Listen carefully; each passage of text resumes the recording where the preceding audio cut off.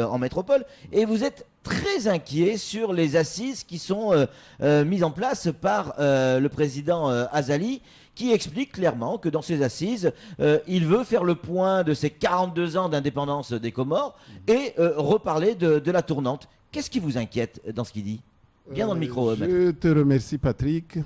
Donc, ce qui m'inquiète dans ces assises, c'est que le président Azali risque de provoquer une rupture dans le pays. C'est-à-dire que les Comoriens se séparent encore plus. Parce que ces assises, les visées de ces assises, c'est de toucher à la tournante et à la révision constitutionnelle. Vous avez peur que la tournante disparaisse du fonctionnement? Exactement, exactement. Parce que, vous savez, Patrick, c'est la tournante qui a permis aux Comores d'avoir la stabilité. Et donc, si demain on dit non à la tournante, là, les Comores vont revenir 10 ans en arrière. Et donc, nous, on s'inquiète beaucoup et on pense que il faudrait que le président Azali stoppe ces assises pour que les Comoriens discutent autrement, sans pour autant toucher à quoi que ce soit sur la Constitution. La prochaine tournante, elle aura lieu quand et qui devrait la voir selon vous? La prochaine tournante, ça devrait être en 2021. Oui. Et c'est un ressortissant enjoinné qui devrait être à la tête du pays. Oui. Et donc voilà. Nous, on pense que si on touche à ça, ça sera la catastrophe. Pourquoi venir à Mayotte pour nous parler de ça? En quoi Mayotte est concernée? Non, Mayotte est concernée. Elle est la première, à part les 3 îles Comores, c'est Mayotte, la 4e, qui est concernée parce qu'il y a une forte population des Comores à Mayotte, vous le savez. Pour vous, Mayotte est une île comorienne ou une île française? Mayotte est les deux. Mayotte est les deux. Ouais. Parce que, vous ne pouvez pas le nier, il y a une forte population comorienne à Mayotte, ce qui est normal. Ouais. Et elle est française parce qu'elle est sous administration française. Vous êtes en campagne là pour la présidence des Comores? Moi, je ne peux pas dire ça parce que la campagne n'est pas encore Mais vous n'y pensez ouverte. pas quand vous vous rasez le matin? Vous ne pensez pas à devenir président des Comores? Pourquoi pas? Ouais. Pourquoi pas? Ouais. Moi, je sais que ça sera je peux être candidat au Comores. Et quand je me rase, c'est pas seulement quand je me rase, mais même quand je me rase pas, je le pense fortement. D'accord, au moins c'est clair. Si, imaginons, un jour, vous êtes élu président des Comores, est-ce que vous continuerez à faire comme ont pu faire tous les présidents, c'est-à-dire réclamer Mayotte dans le giron comorien auprès de l'ONU, ou pour vous c'est de l'histoire ancienne, Mayotte a choisi et les Comores aussi? Patrick, ce qu'on doit voir sur la question de Mayotte, c'est la dimension humaine. Vous le savez plus que moi, tous les jours, il y a des morts, il y a des drames. Et ça, on ne peut pas être indifférent de ça.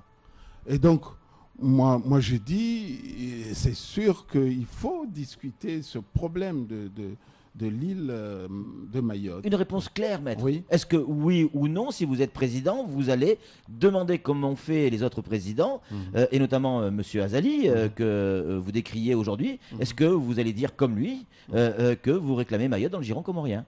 Oui ou non? C'est pas la question, on ne peut pas dire oui ou non. C'est facile, hein? Ah bon, vous pensez? Ah oui, c'est facile. Ou on respecte effectivement la décision d'un peuple, ou pas? Non, attendez. Et là vous allez au fond d'une question importante. Bien sûr. Réclamer Mayotte, vous savez, géographiquement, Mayotte est comorienne. Ça, personne ne peut le nier. C'est un archipel. C'est un archipel de 4 îles qui a toujours été administré par la France. Depuis, on ne va pas parler de l'histoire. Et en 1975, Mayotte s'est séparée, comme vous le savez. Mais il ne s'est pas séparé par gaieté de cœur, ni du côté mahorais, ni du côté comorien. Donc, ça, c'est des choses à mettre autour d'une table et à discuter. Oui, ça, c'est... Ça fait quand même partie de vos points communs avec Azali, donc il y en a des points communs avec Azali. Sur quoi? Mais là-dessus, sur Mayotte? C'est sûr. Azali, je ne sais pas. Je ne sais pas ce qu'il a dit. Qu'est-ce qu'il a dit sur Mayotte? La même chose que vous. Ah bon, Ouais, bon, vous voyez. d'accord. Bon. Allez, Samuel Baucher, le rédacteur en chef de France Mayotte Matin, a une question à vous poser, maître. Ouais, vous craignez que le président Azali Assoumani puisse revoir la tournante et le principe de la Constitution. Mais la tournante en elle-même n'est-elle pas déjà claudicante, malade, puisque aujourd'hui c'est la Grande Comore qui tient la présidence, alors que ça aurait dû être Mayotte si on regarde bien. Ah. Et à vous écouter. Et aujourd'hui, Mayotte a été évincée de la Constitution. Moi, je pense que c'est une erreur de ne pas solliciter Mahorais pour être candidat en 2016. Bon, ça, l'erreur est faite. Moi, je n'étais pas là, je ne reviens pas sur ça. Maintenant, la tournante en tant que telle, entre les trois îles, elle est toujours d'actualité et il faut la maintenir pour éviter, comme je l'ai dit tout à l'heure, pour éviter une rupture, que la population soit en porte-à-faux et que les dissensions entre les îles reviennent. Pour vous, c'est la stabilité, c'est la garantie de la stabilité, la tournante? Exactement. Ah oui. Et c'est la garantie de la stabilité, vous savez, Patrick. S'il n'y avait pas la tournante, il n'y aurait jamais eu un président moélien. Oui. Ça, tout le monde le sait. Maintenant, la tournante nous a permis d'avoir cette stabilité pendant 15 ans. Il n'y a pas eu de problème au Comores. Et nous, on veut continuer dans ce sens. Flo, une réaction? Oui, moi j'ai une question. Pour ceux qui ne connaissent pas réellement l'ambiance entre les trois îles, il y a une telle rivalité que sans la tournante, ça se déstabiliserait tout. Il y a une telle rivalité entre les trois îles? On peut pas dire Bien dans le micro, maître. On ne peut pas dire une rivalité. On dit seulement que les Comores, c'est des îles. Les trois îles, vous connaissez les problèmes des îles. Chacun se voit être dans une île, se voit être dans son pays. Ça, c'est indéniable. Alors, on ne peut pas dire que voilà, les Comores peuvent... Moi, je ne dis pas les choses en termes de rivalité. C'est une question de culture politique. Les Anjouanais se croient être des Anjouanais, et les Moéliens pareil, les Grands Comoriens pareil. Ce qui nous unit, ce qui fait l'unité de ce pays, c'est le fait qu'on a un gouvernement qui gère les trois îles. Alors, si on prive une île de son gouvernement, de son chef d'État, là, ça ne va pas être facile. Maître, pourquoi, au bout de 42 ans d'indépendance, on n'a toujours pas le sentiment que les Comores ont sorti la tête de l'eau? On a le sentiment même que c'est l'inverse. Plus ça va, plus on avance dans le temps, plus c'est compliqué pour la population comorienne dans sa globalité. Qu'est-ce qui fait que ça ne marche pas? Ce qui fait, Patrick, que ça ne marche pas, c'est que les Comores nos dirigeants ne sont pas à la hauteur des espérances du peuple.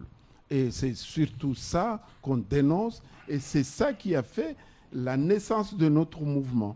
Nous avons un mouvement des démocrates comoriens, c'est un mouvement des Comoriens qui sont révoltés par le système politique, les différents systèmes qui ont été mis en place depuis l'indépendance jusqu'à ce jour. Et c'est de ça qu'on dénonce. Et donc, si vous dites, vous le dites, et vous avez raison, que les choses deviennent de plus en plus difficiles, le pays s'enfonce de plus en plus, c'est vrai, c'est la vérité. Parce qu'on n'a pas eu les dirigeants dignes de ce nom jusqu'alors. Problème au niveau de la santé, problème au niveau de l'éducation, problème au niveau de la sécurité. Un peu moins qu'à Mayotte encore. Au niveau sécurité, ça va encore du côté des Comores. Allez Samuel, allez, encore une question à vous poser. Oui, maître.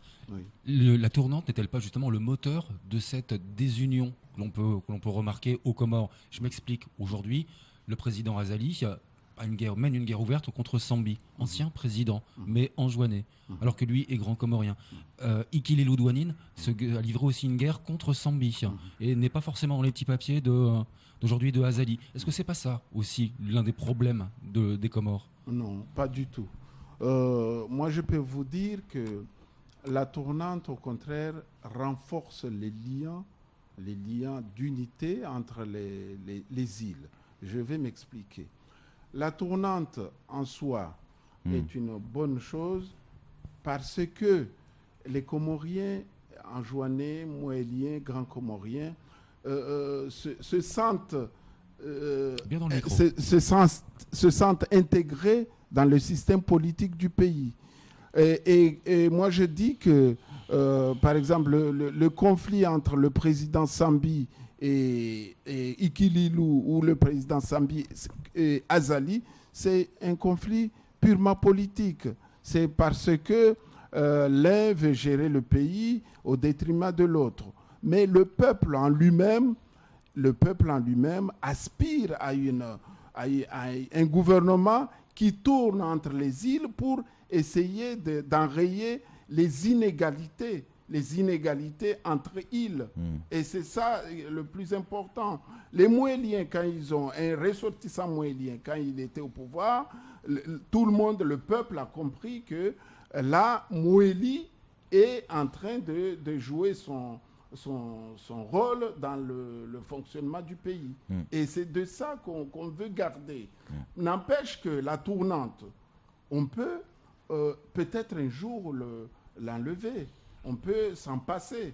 Pourquoi? Parce que une fois que la population, l'état d'esprit du peuple a compris que voilà, on a un pays, et c'est en essayant d'être unis qu'on peut relever ce pays.